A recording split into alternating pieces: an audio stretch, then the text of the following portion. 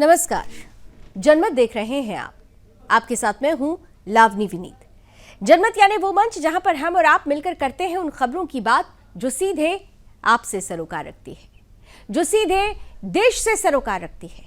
और जब हम देश से सरोकार रखने वाली खबरों की बात करते हैं तो उसमें छिपी होती है राष्ट्र सर्वोपरि की भावना।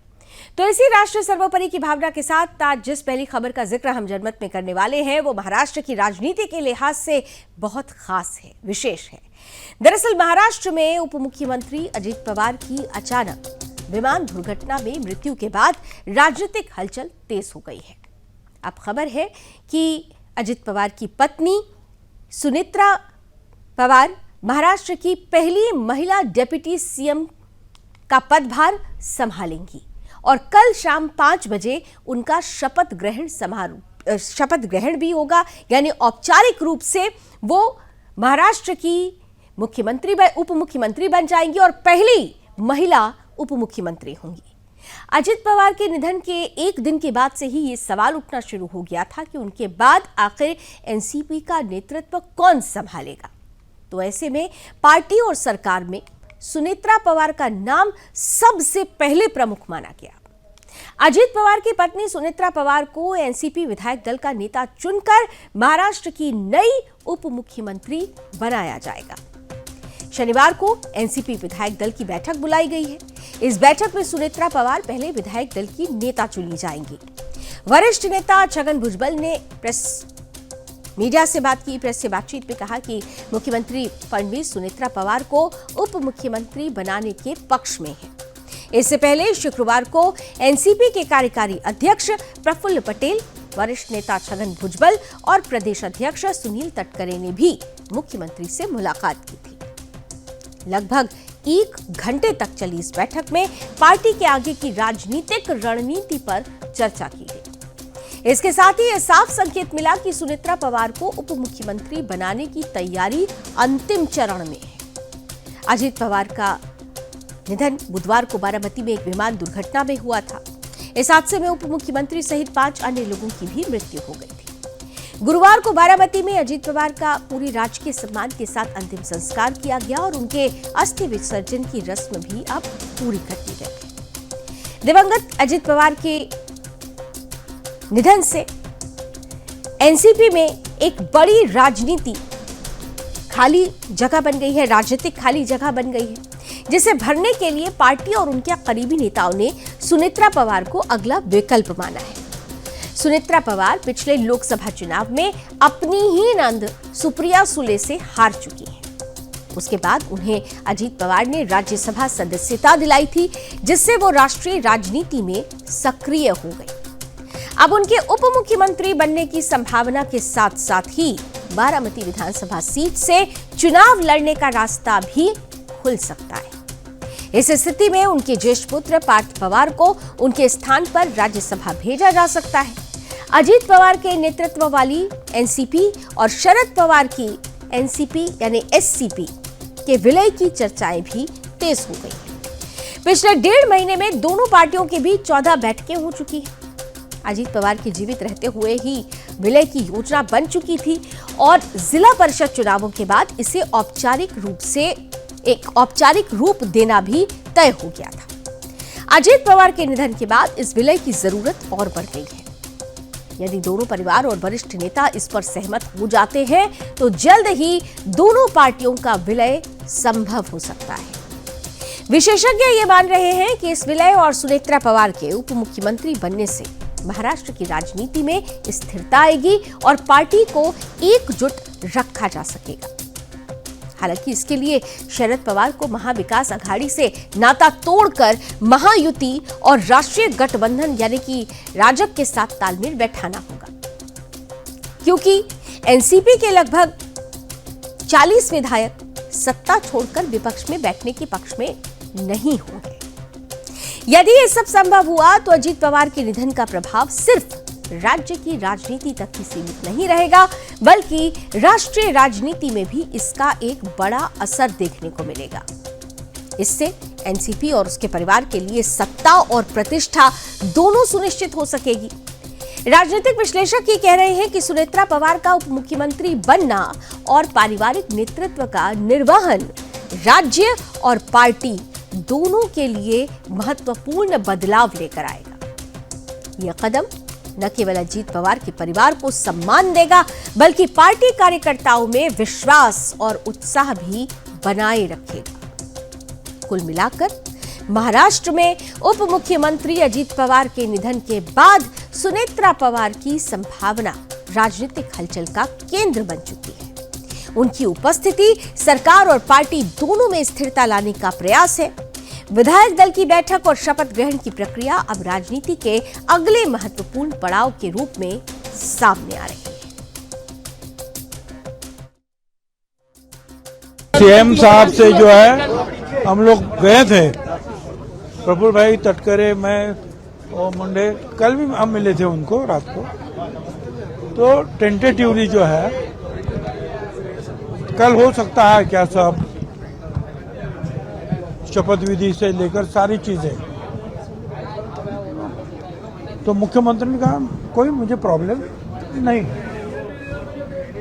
अब ये जो है जैसे कि कोई शख्स अगर चल बसता है तो कई बार 3 दिन का जो है दुख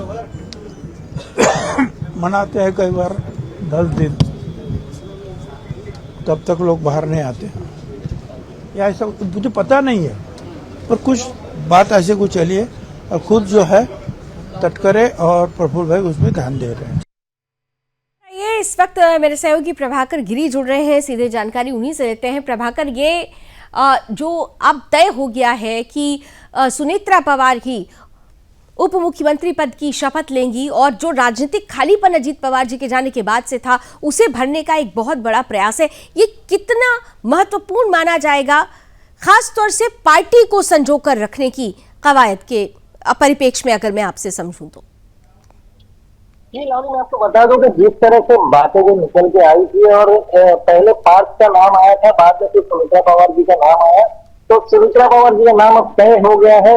और मुख्यमंत्री से भी जब बात की गई तो मुख्यमंत्री का ये कहना था कि जो एनसीपी का जो निर्णय जो होगा वो क्योंकि हमारे सहयोगी रहे हैं और जो उनके दल का जो निर्णय जो होगा वही हमें मान्य होगा। वो सुनेत्रा पवार को लेकर के बातें चल रही हो या पार्थ को लेकर चल रही हो, तो उस वक्त जो है जो सीएम जो है देवेंद्र फडणवीस, उनका ये कहना था कि जो भी पार्टी की तरफ से जो भी निर्णय आएगा वो हमें स्वीकार होगा। अजीत दादा जो हमारे जो सहयोगी रहे हैं और उनके जाने के बाद वो जगह जो है रिक्त है और रिक्त स्थान भरने के लिए जो भी एनसीपी का जो निर्णय होगा, जो इनको जो अजीत दादा के जो पार्टी का जो निर्णय जो होगा वही हमें मान्य है। तो इस तरह की बातें निकल गई और अब जो है पार्टी का कल जो है बैठक भी है और अगर जिस तरह से बातें निकल के आ रही है तो कहीं ना कहीं यहाँ पर संभावना ये भी बन रहा है कि कल ही सुनेत्रा पवार जी का शपथ विधि भी हो। लेकिन इस तरह की बातें अभी सिर्फ निकल के आई हुई है कि क्या होगा, तो जिस तरह से बातें निकल के आई है वो कल बैठक में पता चल जाएगा। और अभी उनकी जो बैठक जो पूरी हुई उसमें भी ये बातें निकल के आई कि जिस तरह छगन जी ने बताया कि सुनेत्रा पवार जी का नाम आया हुआ है और उनको ही हम अपना डिप्टी सीएम के शपथ ग्रहण के लिए हम देखेंगे। तो बैठक के बाद यही बात निकल के आई कि अब सुनेत्रा पवार जी जो है वो उप मुख्यमंत्री पद के लिए स्वीकार किए गए हैं और वही रहेंगे। हमारी पिता भी वही पवार है, वो ये लोग कहीं भी जाने नहीं देना चाहते किसी और। प्रभाकर, सबसे महत्वपूर्ण ये था कि ये पवार की पावर पॉलिटिक्स, क्योंकि जिस तरीके से ये कवायद चल रही थी अजीत पवार जी के रहते हुए कि दोनों पार्टियों का विलय हो जाए, उन्होंने बड़ी कोशिशें की और इस तरीके की खबरें भी आई कि कई बार इस मुद्दे पर बैठकें हुई, दिवाली में पूरा परिवार नजर भी साथ आया था और शायद जिला परिषद के चुनावों के बाद ये परिस्थिति सामने बनती और ये दोनों ही जो खेमे हैं जो बढ़ गए थे वो एक होते हुए नजर आए।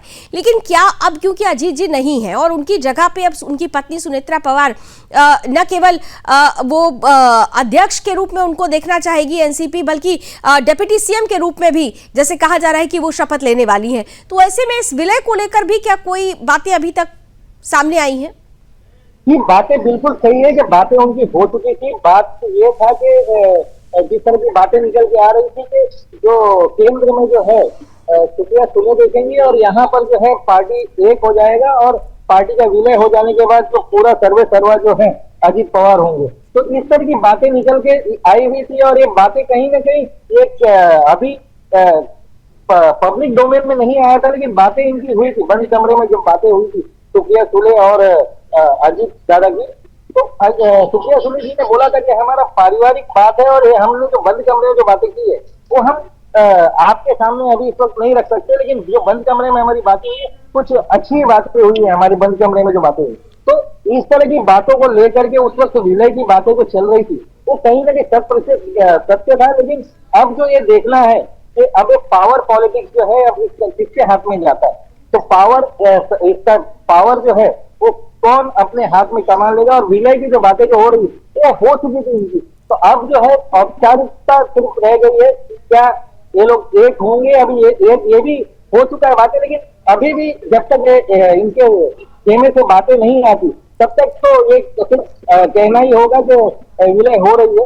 लेकिन उस वक्त तक तो ये उम्मीद था कि जब अजीत दादा जिंदा थे तो उस वक्त ये उम्मीद था कि विलय हो जाएगा और बातें कहीं ना कहीं ये सच भी थी।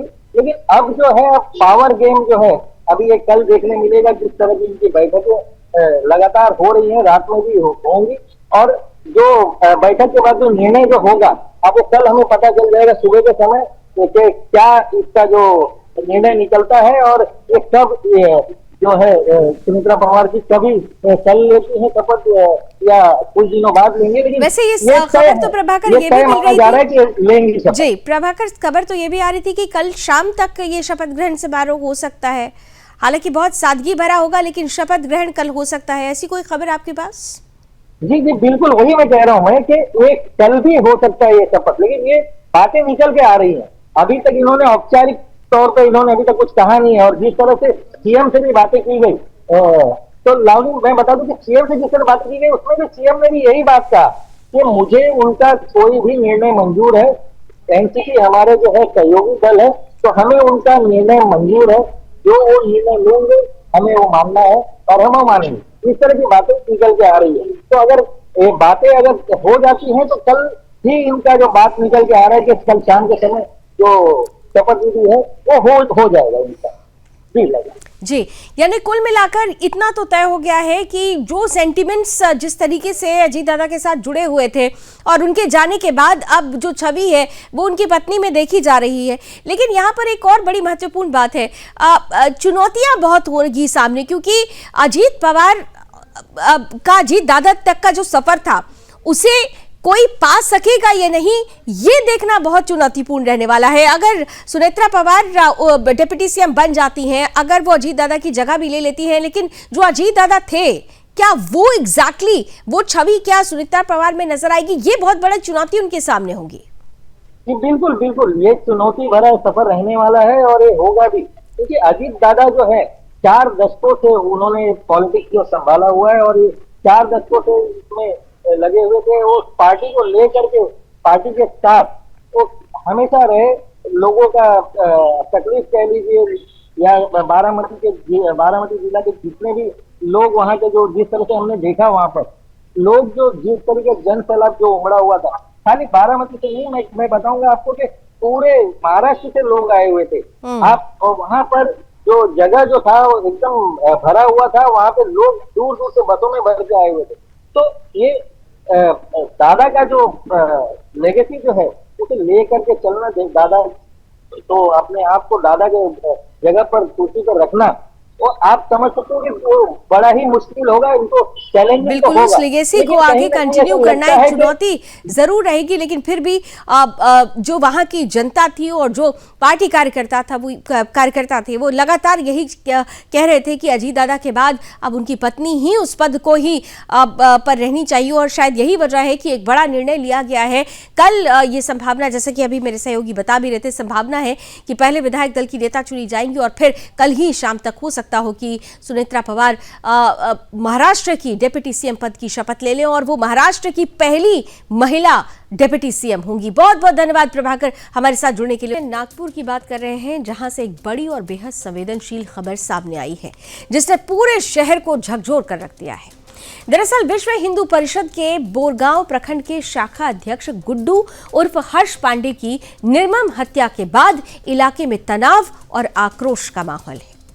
ये सनसनीखेज वारदात गिट्टी खदान पुलिस थाना क्षेत्र के अंतर्गत पुलिस कार्टर ग्राउंड में हुई, जहां दिन दहाड़े हुए इस हमले ने कानून व्यवस्था पर गंभीर सवाल खड़े कर दिए हैं। प्रत्यक्षदर्शियों और पुलिस सूत्रों के अनुसार हत्या के वक्त आरोपी पूरी तैयारी के साथ मौके पर पहुंचे। हमलावर एक कार और 4 दोपहिया वाहनों पर सवार होकर आए।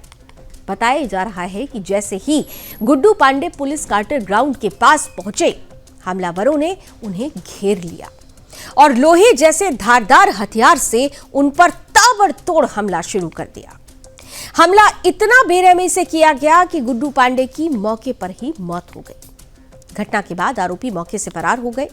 घटना की सूचना मिलते ही गिट्टी खदान थाना पुलिस मौके पर पहुंची और इलाके को घेर लिया। शव को पोस्टमार्टम के लिए भेज दिया गया है। वहीं हत्या की खबर फैलते ही बड़ी संख्या में स्थानीय लोग और संगठन के कार्यकर्ता मौके पर जुट गए। देखते ही देखते माहौल तनावपूर्ण हो गया, जिसे देखते हुए इलाके में अतिरिक्त पुलिस बल तैनात कर दिया गया। परिजनों ने इस हत्या को साजिशन और पूर्व नियोजित करार दिया है। उनका आरोप है कि गुड्डू पांडे लंबे समय से अवस्थी नगर क्षेत्र में चल रहे अवैध नशे के कारोबार के खिलाफ आवाज उठा रहे थे। परिजनों के अनुसार इलाके में एक ही लाइन में करीब 15 पान के ठेलों से खुलेआम ड्रग्स और नशीले पदार्थों की बिक्री हो रही थी। गुड्डू पांडे ने इसकी शिकायत कई बार पुलिस और प्रशासन से की और लगातार इस अवैध धंधे का विरोध कर रहे थे। परिवार का दावा है कि नशा माफिया से जुड़े लोगों को उनका यह विरोध रास नहीं आया था और इसी वजह से उन्हें लगातार धमकियां भी मिल रही थी।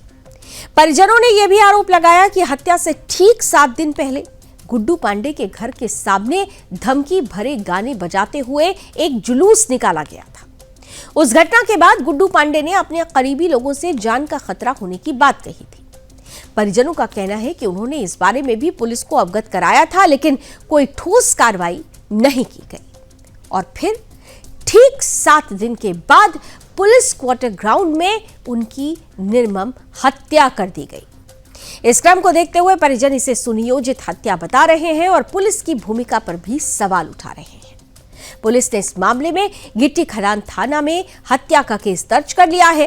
पुलिस अधिकारियों के अनुसार अब तक 5 आरोपियों को गिरफ्तार किया जा चुका है। हालांकि मुख्य आरोपी बंटी उर्फ बुरहान शेख और इमरान शेख फिलहाल फरार बताए जा रहे हैं।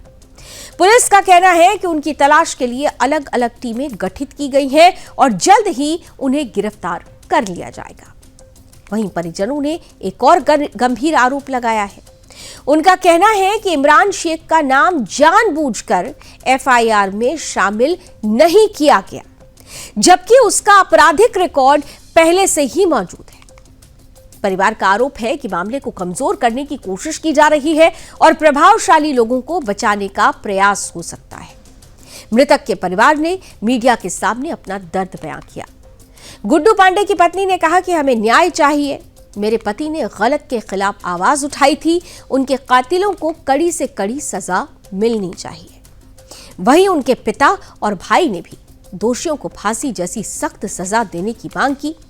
गुड्डू पांडे की हत्या को लेकर स्थानीय लोगों और विभिन्न सामाजिक और हिंदू संगठनों में भारी आक्रोश है। कई संगठनों ने इस हत्या के विरोध में प्रदर्शन और आंदोलन की चेतावनी दी है। लोगों का कहना है कि अगर नशे के खिलाफ आवाज उठाने वालों को इस तरह मार दिया जाएगा तो समाज में कौन बोलेगा। इस पूरी घटना ने एक बार फिर से बड़ा सवाल खड़ा कर दिया है। क्या अवैध नशे के कारोबार के खिलाफ आवाज उठाने की यही कीमत चुकानी पड़ेगी? फिलहाल पुलिस फरार आरोपियों की तलाश में जुटी है, लेकिन शहर की नजरें अब इस बात पर टिकी हैं कि क्या गुड्डू उर्फ हर्ष पांडे के परिवार को न्याय मिलेगा। गुड्डू पांडे की हत्या के 7 दिन हो चुके हैं। गुड्डू पांडे इसी जगह पर उनकी अंतिम लाश जो है वो दिखी थी। उनकी बीवी जो है उन्हें खुद पुलिस स्टेशन उनके भाई के साथ लेके गई थी, पुलिस भी वहाँ पर आए थे। लेकिन अब 7 दिन हो चुके हैं, यहाँ पर एक 4 व्हीलर और आजू बाजू में कुल 5 2 व्हीलर थी और हर जगह पर 2-2 जो युवक थे उन्होंने आकर उनको मारा है। पीछे से जब गुड्डू पांडे फ़ोन पर बात कर रहे थे तो आकर उनके पहले तो गर्दन पे वार किया और गर्दन पे वार करने के बाद सर पर दूसरा वार किया और वो यही गिरकर उनकी जो है वो हत्या की गई। तीव्र निषेध जो है इस वक्त है, क्योंकि ये पूरा एरिया जो है वो पुलिस क्वार्टर्स है, पुलिस क्वार्टर से घिरा हुआ ये एरिया है। पुलिस का भी यहाँ पर बंदोबस्त तो हमेशा होता है, लेकिन समय देखकर आजू बाजू में लोग नहीं है देखकर और प्री प्लान के साथ, क्योंकि गुड्डू पांडे लगातार ड्रग्स के विरोध में काम करता था और ये जो जिहादी गैंग है वो पूर्णतः ड्रग्स के धंधे में है और उनको बार बार विरोध जो है वो गुड्डू पांडे जी के माध्यम से हो रही थी और इसी को का द्वेष मन में लेते हुए ये हत्या हुई है। और इस समय जो बाकी जगह से जो पुलिस जो जिन्होंने भी ये न्यूज़ लगाई है उनका कहना था कि कोई जो पैसे का लेन देन है या ऐसा मामला है, पुरानी रंजिश है। लेकिन जब ग्राउंड पर जाकर हर पांठेले पर जाकर हमने बातचीत की लोगों से, साथ पूरे एरिया में जब हमने सुदर्शन न्यूज़ चैनल ने बातचीत की तो पूर्ण तरीके से कहा गया है कि नहीं, ऐसा कोई भी मामला नहीं है, कोई भी पैसे का लेन देन नहीं था। गुड्डू पांडे अपना अलग उनका जो गाड़ी का व्यवसाय था वो गाड़ी के माध्यम से उनका पैसे का काम होता था, ऐसे किसी भी लेन देन में वो नहीं थे। ये पूर्णतः विरोधी थे और विरोध के ही चक्कर में जो आकर उनका द्वेष किया गया, उनके घर के सामने से मारने वाले गाने लगाकर जुलूस निकाला गया। 7 दिन के पहले ये बात हुई थी और 7वें दिन गुड्डू पांडे की सुनियोजित हत्या की गई। लेकिन इस पूरे मामले में दर्दनाक बात यह है कि पुलिस लाइन में उनकी मौत हुई। वो खुद एक डिफेंस के जो सैनिक थे उनके वो बेटे थे और साथ में वो महाराष्ट्र के गृह मंत्री देवेंद्र फडणवीस के शहर में है, बजरंग दल के कार्यकर्ता थे और इस पूरे प्रखंड के वो अध्यक्ष भी थे। ऐसे में ये पूर्ण मामला जो है वो भारत के जो बच्चे हैं, जो प्रशासन के चलाने वाले या फिर पुलिस प्रशासन वाले जो बच्चे होते हैं उनके वो बच्चे भी थे और ये पूरा मामला जो है वो इस समय इसी विषय को है, क्योंकि ये विषय जो है वो ड्रग्स से संबंधित है, ना कि ये मामला किसी वैयक्तिक पुराने रंजिश का है। हालांकि हमने पूरे कुटुंब से बात की, एरिया के लोगों से बात की और जहाँ पर ये पांठेले जहाँ पर ये ड्रग्स का मामला भी चलता है वो वहाँ पांठेले के इर्द गिर्द भी हमने बात की। लेकिन ये पूरा मामला जो है वो सुनियोजित खून का है और चरस, गांजा और हुक्का इससे ये संबंधित है। हालांकि नागपुर शहर के जो सीपी है उन्होंने भी इसके पहले ऐसे पूरे जगह पर हम कार्रवाई करेंगे और कार्रवाई के चलते नागपुर शहर ये पूर्णतः नशा मुक्त होगा ऐसी घोषणा की थी।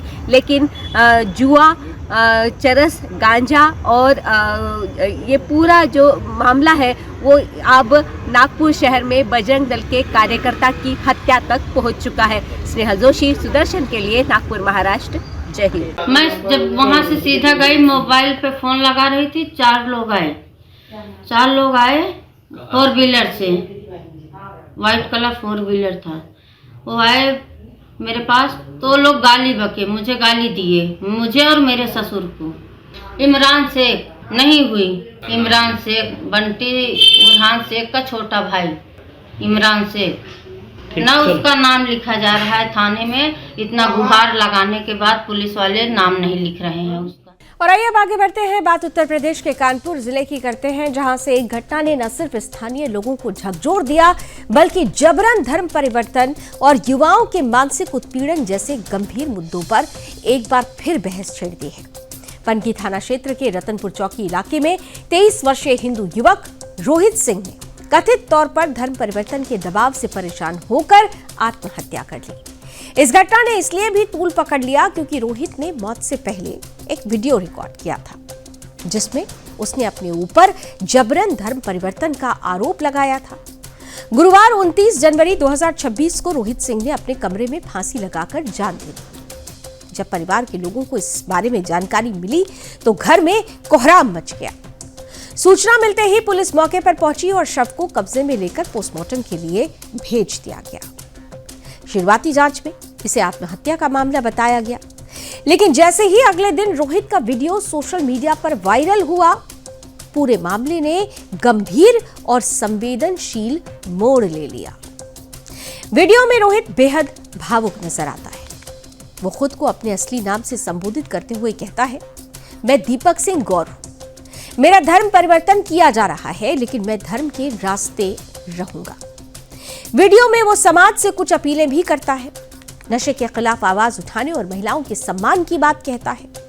वीडियो के अंत में वो अपने जीवन में हुई गलतियों के लिए माफी मांगता है और आत्महत्या करने की बात कहता है। उसकी आवाज और शब्दों से यह साफ झलकता है कि वो गहरे मानसिक तनाव और भय में जी रहा था। रोहित की बहन निशा सिंह ने मीडिया से बातचीत में कई अहम खुलासे किए। उसने बताया कि 26 जनवरी को रोहित लखनऊ में छोटी बहन के घर आया हुआ था। उस समय वो सामान्य नहीं लग रहा था और बार बार रो पड़ता था। निशा के अनुसार रोहित ने बताया था कि उन्नाव से लखनऊ की यात्रा के दौरान ट्रेन में उसकी मुलाकात 4 लोगों से हुई थी, जिन्होंने उसके साथ मारपीट की। रोहित का आरोप था कि उसे चारबाग रेलवे स्टेशन के पास एक मजार पर ले जाया गया, जहां उस पर धर्म परिवर्तन का दबाव बनाया गया। इस घटना के बाद से वो लगातार डरा हुआ और असहज महसूस कर रहा था। परिजनों का कहना है कि रोहित पिछले कुछ समय से मानसिक रूप से बेहद परेशान था। परिवार का दावा है कि उसने पहले भी पुलिस से इस बारे में शिकायत करने की कोशिश की थी, लेकिन उस वक्त कोई ठोस कार्रवाई नहीं हुई। परिजनों के अनुसार यदि समय रहते उसकी बात सुनी जाती और मदद की जाती तो शायद आज दर्दनाक घटना टाली जा सकती थी। रोहित की मौत के बाद इलाके में आक्रोश फैल गया है। शुक्रवार को परिजनों और स्थानीय लोगों ने रोहित का शव सड़क पर रखकर विरोध प्रदर्शन किया। प्रदर्शनकारियों ने आरोपितों की गिरफ्तारी और निष्पक्ष जांच की मांग की है। कुछ समय के लिए माहौल तनावपूर्ण हो गया, लेकिन मौके पर पहुंची पुलिस ने लोगों को समझाया और कार्रवाई का भरोसा देकर स्थिति को नियंत्रित किया। कानपुर नगर के पुलिस आयुक्त रघुवीर लाल ने बताया कि मामले में एफआईआर दर्ज कर ली गई है। उन्होंने कहा कि पूरे प्रकरण की गंभीरता से इस प्रकरण को गंभीरता से देखते हुए 2 विशेष जांच टीमें भी बना दी गई हैं। ये टीमें चारबाग रेलवे स्टेशन और आसपास के इलाकों के सीसीटीवी फुटेज खंगाल रही है, ताकि ये पता लगाया जा सके कि रोहित किन लोगों के संपर्क में आया था और उसके साथ क्या क्या हुआ था। इसके साथ ही वायरल वीडियो की तकनीकी और फॉरेंसिक जांच भी कराई जा रही है। पुलिस आयुक्त ने यह भी स्पष्ट किया कि यदि जांच में यह प्रमाणित होता है कि रोहित पर किसी भी तरह का अवैध दबाव, मारपीट या जबरन धर्म परिवर्तन का प्रयास किया गया तो दोषियों के खिलाफ कड़ी कानूनी कार्रवाई की जाएगी। उन्होंने परिजनों को भरोसा दिलाया कि पुलिस किसी भी दोषी को बख्शेगी नहीं और मामले की जांच निष्पक्ष तरीके से आगे जारी रहेगी।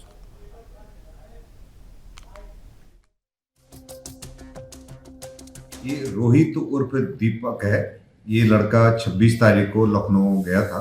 इनके घर वालों का ये आरोप लगा है कि लड़का जब ट्रेन से जा रहा था तो उसके साथ 4 लड़के इसको चारबाग रेलवे स्टेशन पर लेके गए और इस पर दबाव दे रहे थे कि धर्म परिवर्तन कराने के लिए। इसकी बहन पॉलिटेक्निक में लखनऊ पढ़ती है, उसको मिलने के लिए गया था। और जब ये कल वापस आया, वापस आने के बाद कल शाम को इसने फांसी लगाई है और उससे पहले इसका एक वीडियो खुद का शूट करा हुआ है। परिवार वालों ने लड़के को हॉस्पिटल ले गए, तब तक पुलिस को सूचना नहीं दी थी। लड़के को जब वापस उसकी डेथ हो गई तो लाने के बाद वो पोस्टमार्टम भी नहीं कराना चाहते थे, क्योंकि ये मामला ये काफ़ी संवेदनशील है, जिसमें इनके द्वारा लगाया गया आरोप है कि मेरे पर दबाव दिया जा रहा था और मारपीट भी की गई है। तो हमने इसमें अभियोग पंजीकृत कर दिया है और 2 टीमें हमारी लग गई हैं, जो चारबाग स्टेशन के जो ट्रेन से आना जाना बताया गया है वहाँ पर इसकी जांच पड़ताल करेंगे और जो दोषी हैं उनके खिलाफ। और आइए अब एक सवाल की तरफ आपको ले सकते हैं, लेकिन वो सवाल भारत की आत्मा का है, भारत के इतिहास का है और सवाल भारत की आने वाली पीढ़ियों की चेतना का है। देश के पूर्व उपराष्ट्रपति हामिद अंसारी का एक बयान, जिसमें उन्होंने कहा कि महमूद गजनवी और लोधी आक्रमणकारी नहीं थे, वो विदेशी आक्रमणकारी नहीं थे, वो हिंदुस्तानी लुटेरे थे। ये केवल शब्द या वाक्य नहीं है, ये केवल इतिहास को सीधे तौर पर चुनौती देने वाले शब्द हैं। ये इतिहास की छाती पर प्रहार है। सवाल यह है कि जिस गजनबी ने 17 बार भारत पर चढ़ाई की, जिसने सोमनाथ को लूटा, जिसने मंदिरों की संपदा को गजनी की गलियों में ढोया, वो आक्रमणकारी नहीं तो और क्या था? लोधी वंश जो मध्य एशिया की सत्ता संस्कृति लेकर आया, जो तलवार के बल पर सत्ता में बैठा, वो भारत की माटी से जन्मा हुआ कैसे हो सकता है?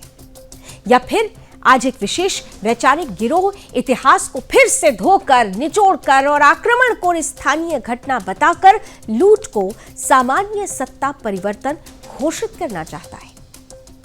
हम पूछते हैं कि क्या ये एकेडमिक विमर्श है या फिर इतिहास का राजनीतिक शल्य चिकित्सा कक्ष?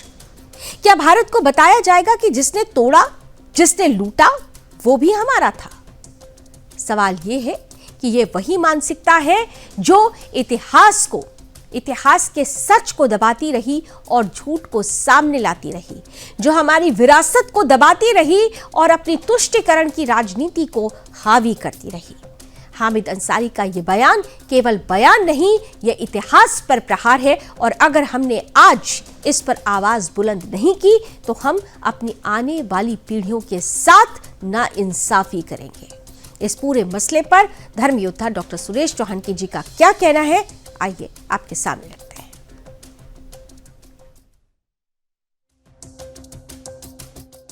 भारत के पूर्व उपराष्ट्रपति हामिद अंसारी ने महमूद गजनी और लोधी को हिंदुस्तानी लुटेरा कहा है।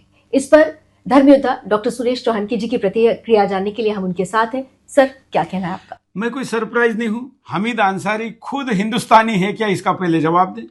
हामिद अंसारी उपराष्ट्रपति रहे थे, सरकारी खर्चे से अंसार गए थे, जहां अपने पूर्वज ढूंढने, मतलब अपना मूल खुद जो व्यक्ति दूसरे देश में ढूंढता है। और इस इंटरव्यू में भी उन्होंने इस बात को कबूल किया है कि भले ही उन्होंने ये कहा कि मैं बाबर की औलाद नहीं हूं, लेकिन बाबर के साथ वो जो तथाकथित सूफिया आए थे हिंदुस्तान में इस्लाम को फैलाने के लिए, वो उनके पूर्वज थे। इस बात को तो उन्होंने स्वीकार किया। और हामिद अंसारी भारतीय मुसलमानों के प्रतिनिधि के तौर पर बात कर रहे थे उस पूरे इंटरव्यू में। मुझे दुर्भाग्यपूर्ण ये बात लगती है, जब मैं भी जब भी हामिद अंसारी के खिलाफ बोलता हूँ, शो करता हूँ, तो लोग मुझे कहते हैं, अरे सुरेश, एक संवैधानिक पद पर बैठा हुआ व्यक्ति, उपराष्ट्रपति 2 बार आ रहा 10 वर्ष, और आप फिर भी उसके ऊपर हमला करते हो।